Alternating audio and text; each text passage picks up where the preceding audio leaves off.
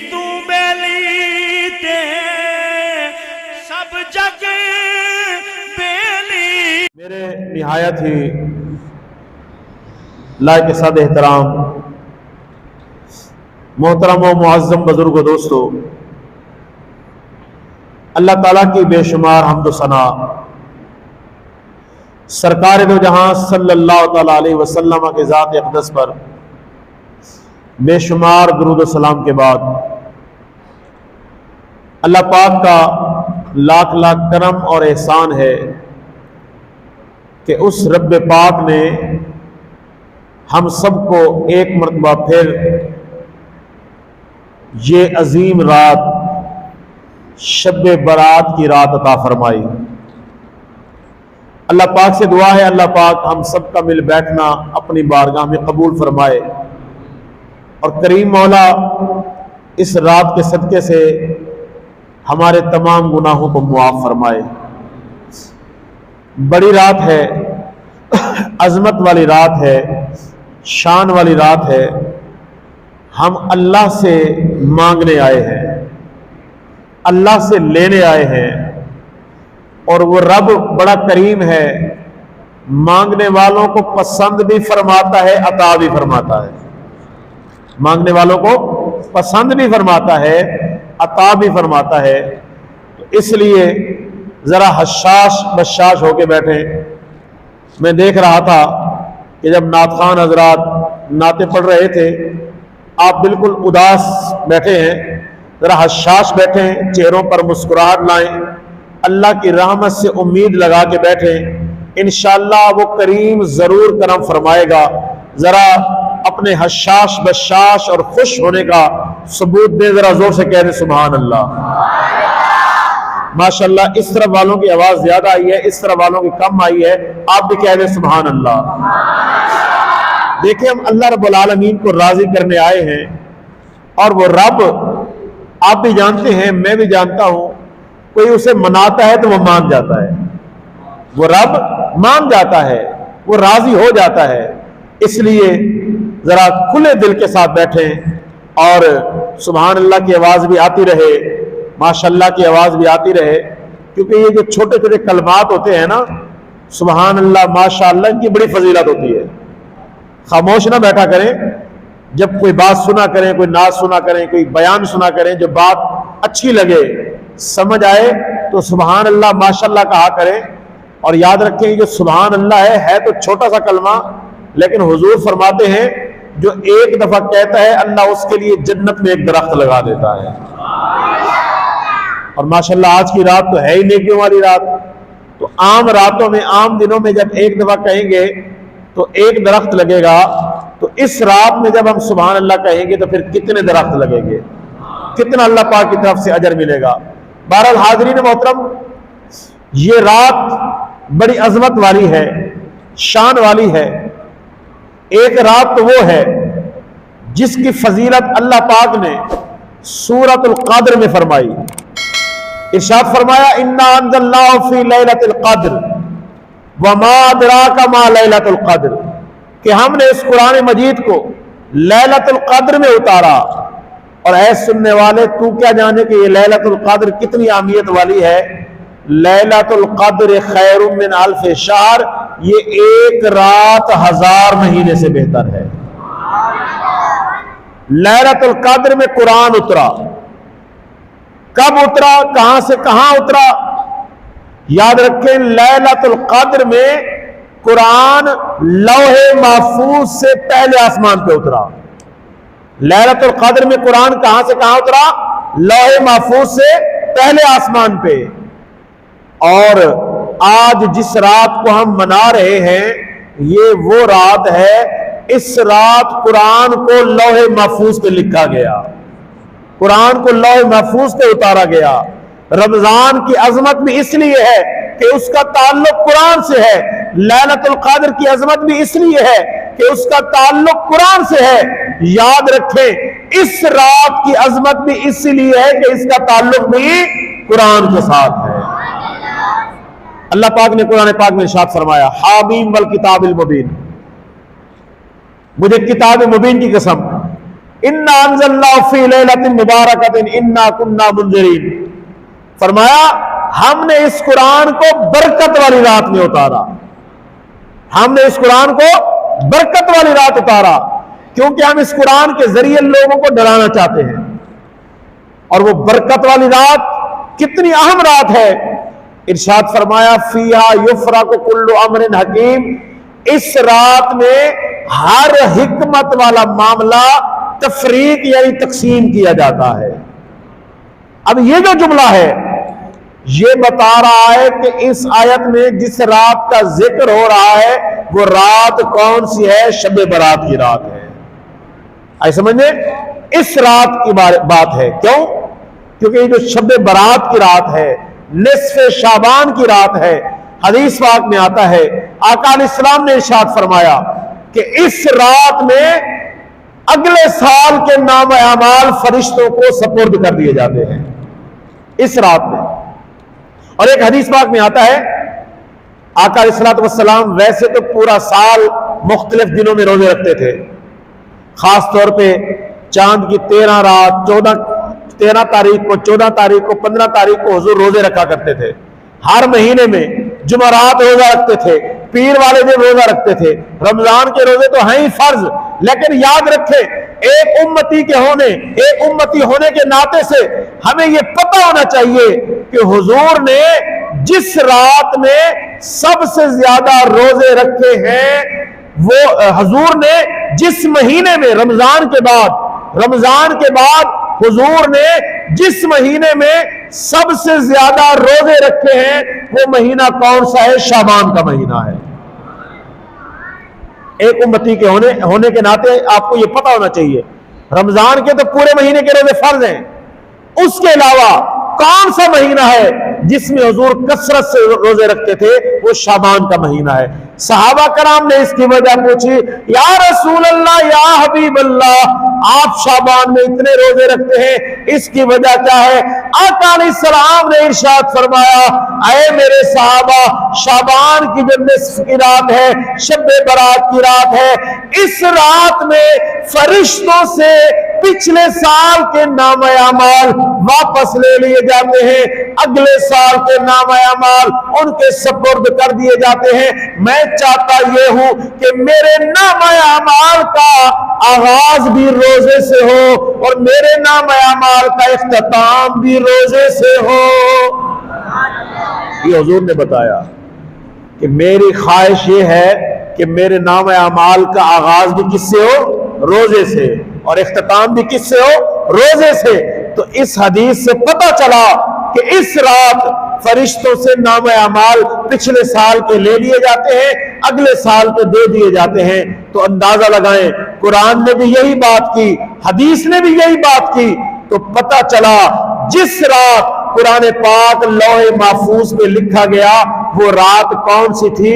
شب برات کی رات تھی، اور قرآن نے اس رات کو برکت والی رات فرمایا ہے۔ اور حاضرین محترم،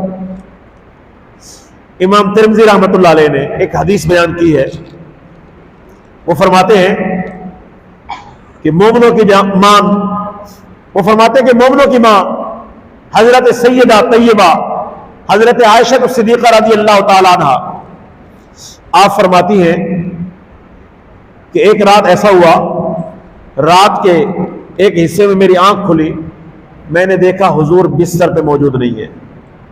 فرماتی ہیں کہ میں حضور کو ڈھونڈتے ڈھونڈتے جنت البقیع کی قبرستان میں پہنچی، حضور وہاں موجود تھے قبرستان میں۔ تو اس حدیث سے پتہ یہ چلا قبرستان انسان جس وقت چاہے جا سکتا ہے، چاہے محرم میں جائے، چاہے سفر میں جائے، چاہے رمضان میں جائے، دن کو جائے، رات کو جائے، جس وقت جانا چاہے جا سکتا ہے۔ لیکن یہ جو 15 شعبان کی رات ہے، اس رات قبرستان جانا میرے آقا کی سنت ہے۔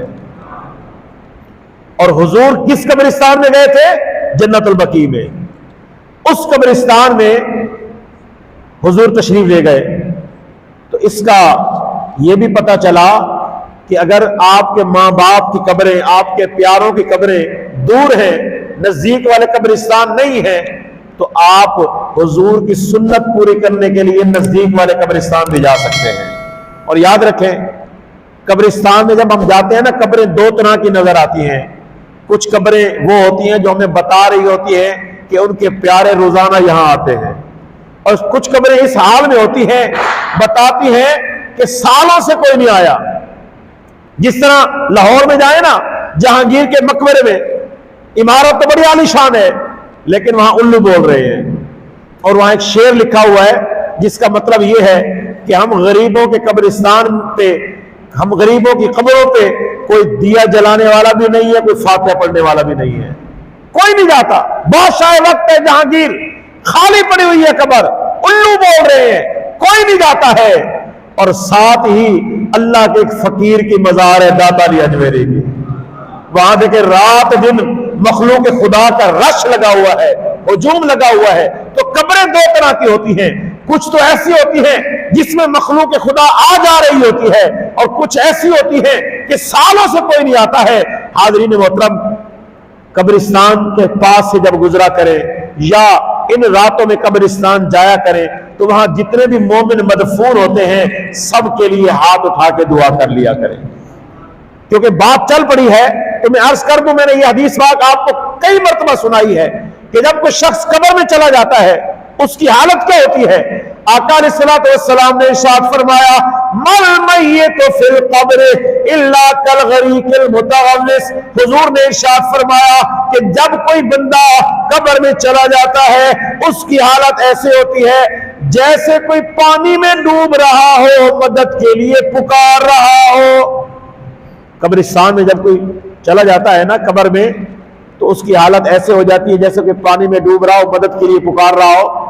مطلب کہ جس طرح پانی میں ڈوبنے والا شدت سے انتظار کرتا ہے کہ کوئی آئے اس کا ہاتھ پکڑے اس کی مدد کرے, فرمایا اسی طرح قبر والا شدت سے انتظار کر رہا ہوتا کہ اس کے لیے دعا کرے, اس کے لیے کوئی دعا کرے. اب جو پانی میں ڈوب رہا ہو اس کو بچانے والا کوئی آ جائے, ہاتھ پکڑ کے نکالنے والا کوئی آ جائے تو کتنی خوشی ہوتی ہے, کتنی خوشی ہوتی ہے.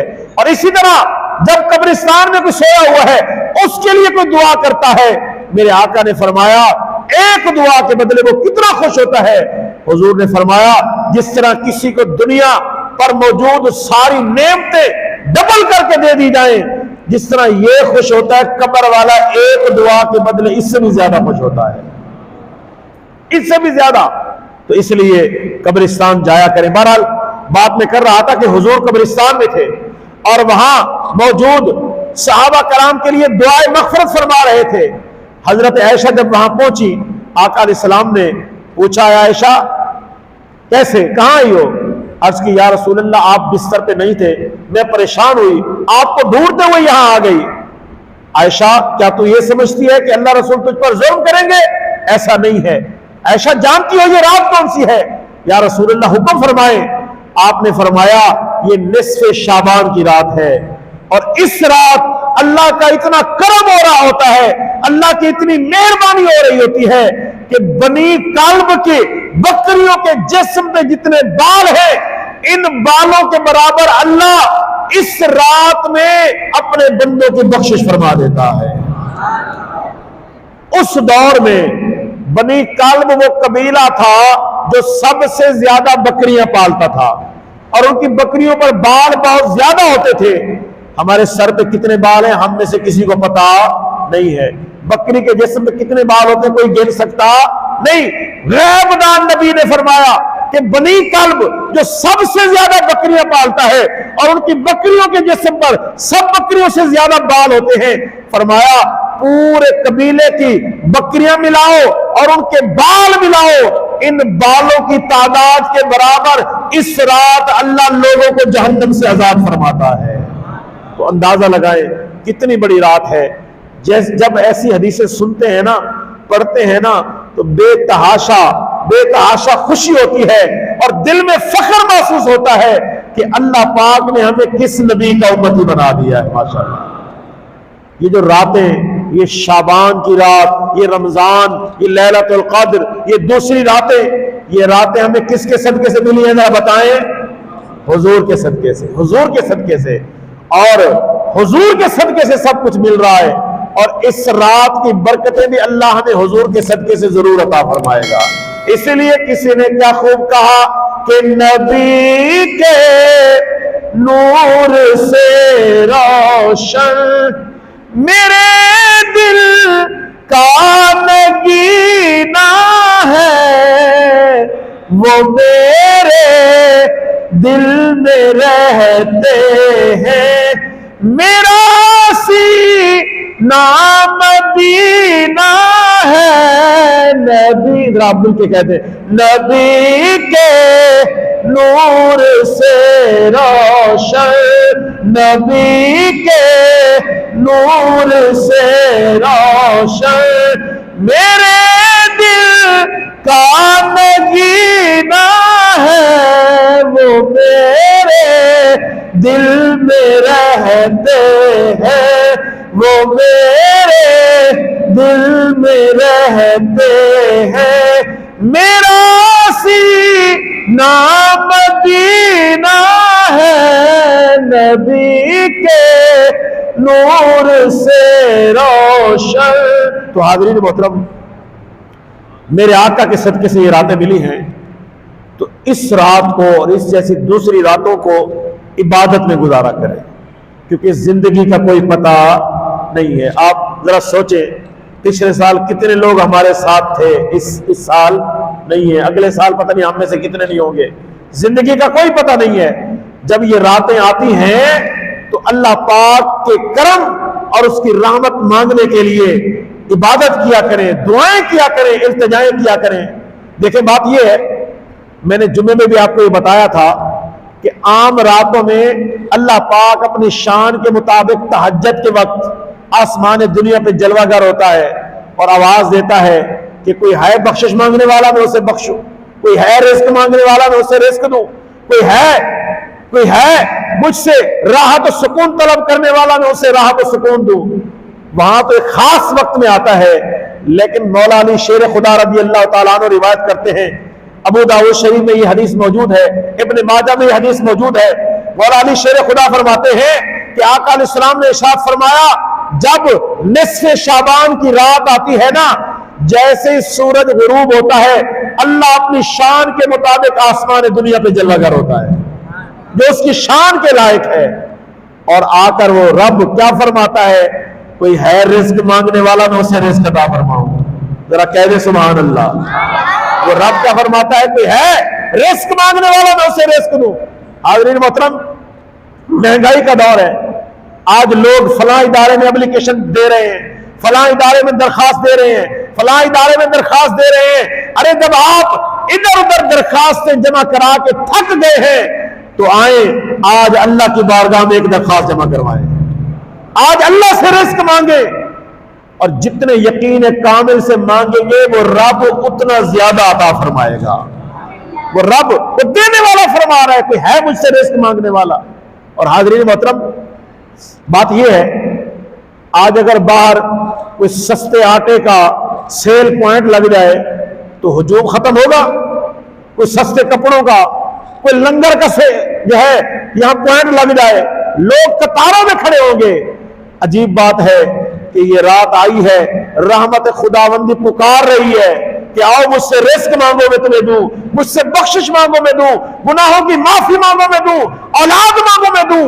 وہ رب پکار رہا ہے، انسان آج بھی غفلت میں سویا ہوا ہے۔ اور یاد رکھیں، ہماری یہ جو زندگی ہے یہ کیسی ہے، حضور غوث اعظم رضی اللہ تعالیٰ عنہ فرماتے ہیں، آپ فرماتے ہیں کہ کئی لوگ ایسے ہیں کہ وہ زندگی کی خوشی منا رہے ہوتے ہیں، لیکن ان کے لیے دکان پہ کفن آ چکا ہوتا ہے۔ بات پتہ کی ہے یا نہیں ہے؟ وہ تو زندگی کی خوشی منا رہے ہیں، لیکن ان کے جسم پہ جو کفن ڈالا جائے گا وہ دکان پہ آ چکا ہے۔ وہ تو خوشی منا رہے ہیں، اور ان کو جس قبر میں دفن کیا جائے گا وہ تیار ہو چکی ہے، وہ تو خوشی منا رہے ہیں، لیکن ان کی زندگی کا اختتام ہونے والا ہے، زندگی کا کوئی پتہ نہیں ہے میرے بھائی۔ اس لیے اللہ نے جو لمحے عطا فرمائے ہیں ان کو غنیمت جانے اور اللہ پاک کو زیادہ سے زیادہ یاد کریں۔ لہذا اس رات کو خاص طور پر میں نوجوانوں سے عرض کروں گا، اس رات کو یہ نہیں ہے مقصد صرف جاگنا نہیں ہوتا ہے، مقصد کیا ہے، عبادت میں گزاریں، زیادہ سے زیادہ نوافل پڑھیں، زیادہ سے زیادہ عبادات کریں، زیادہ سے زیادہ قرآن کی تلاوت کریں اور زیادہ سے زیادہ میرے آقا پر درود و سلام پڑھیں، درود شریف پڑھیں، جو آسانی لگے وہ کریں۔ اور خاص طور پہ میں آپ کو ایک مشورہ دوں گا، جس بندے کے ذمہ قضا نمازیں ہیں وہ کوشش کرے اس رات جاگنا تو ہے، وہ قضا نمازیں پڑھتا رہے، یہ بھی بڑی بات ہے، نوافل کا ثواب بھی ملے گا اور پیچھے جو نمازیں ہماری قضا ہو چکی ہیں وہ بھی پوری ہو جائیں گی، وہ بھی کچھ نہ کچھ اس میں کمی ہو جائے گی۔ تو اس لیے یہ رات بڑی عظمت والی رات ہے۔ حدیث پاک میں آتا ہے آقا علیہ السلام نے ارشاد فرمایا، سید عائشہ رضی اللہ تعالی عنہ سے روایت ہے، آپ فرماتی ہیں کہ آقا علیہ السلام نے ارشاد فرمایا 4 راتیں جو ہیں ان کو فضیلت دی گئی ہے، 4 راتیں ایسی ہیں جن کو فضیلت دی گئی ہے۔ ایک تو بڑی رات ہے لیلۃ القدر، وہ تو ہے ہی، اس کے علاوہ 4 راتیں ہیں جن کو فضیلت دی گئی ہے۔ وہ کون سی 4 راتیں ہیں؟ حضور نے ارشاد فرمایا 8 ذی الحج اور 9 ذی الحج کے درمیان کی جو رات ہے یہ بڑی فضیلت والی رات ہے۔ یوم العرفہ یعنی حج والے دن سے پہلے جو رات آتی ہے وہ رات بڑی فضیلت والی ہے۔ اسی طرح 9 ذی الحج اور 10 ذی الحج کے درمیان جو رات ہے وہ بھی بڑی فضیلت والی ہے، وہ بھی بڑی عظمت والی ہے۔ اسی طرح لیلۃ الجائزہ، رمضان کے ختم ہونے کے بعد عید کے دن سے پہلے رمضان اور عید کے درمیان جو رات آتی ہے یہ بھی بڑی فضیلت والی ہے، لیکن افسوس ہم نے اس رات کا نام رکھ دیا چاند رات۔ کیا نام رکھ دیا ہم نے؟ چاند رات۔ اور اس چاند رات حالانکہ یہ لیلۃ الجائزہ تھی، جائزہ کا معنی کیا ہے؟ اللہ کے انعام کی رات، اور جائزہ کا دوسرا معنی کیا ہے کہ اپنا جائزہ لو، محاسبہ کرو کہ رمضان کا مہینہ میں نے کیسا گزارا، اور اس رات کو رو رو کے دعائیں کرو، مولا رمضان میں ہم نے جو محنت کی اس کو قبول فرما۔ یہ رات بڑی برکت والی تھی، عبادت کرنے والی رات تھی۔ ہمارے عرف میں کیا ہو گیا؟ اس کا نام چاند رات رکھ دیا۔ ہر بندہ یہ فرض سمجھتا ہے کہ اس نے چاند رات میں بازار میں جانا ہے، آوارہ گردی کرنی ہے، اور وہ جو ہے عید القربانی سے پہلے جو رات آتی ہے 9 اور 10 ذی الحج کے درمیانی جو رات، اس کو بھی ہم نے نام چاند رات کا دے دیا، حالانکہ وہ بھی بڑی فضیلت والی ہے۔ 3 راتیں یہ میں نے گنوا دی، اور چوتھی رات جو فضیلت والی ہے وہ کون سی ہے؟ وہ یہی شب برات کی رات ہے، یہ بھی بڑی فضیلت والی ہے۔ تو اس لیے میں آپ سے گزارش کروں گا اس رات کو جاگ کر محنت سے گزاریں اور اس رات کو اللہ پاک کو راضی کریں۔ اللہ پاک ہم سب سے راضی ہو جائے، اللہ پاک ہم سب کے گناہوں کو معاف فرمائے۔ رو رو کے گڑ گڑا کے اپنے لیے بھی دعائیں مانگیں، سارے مومن مسلمانوں کے لیے دعائیں مانگیں کہ کسی مومن کے صدقے سے اللہ ہماری دعائیں بھی قبول فرما لے گا۔ اللہ پاک ہم سب کو عمل کی توفیق عطا فرمائے۔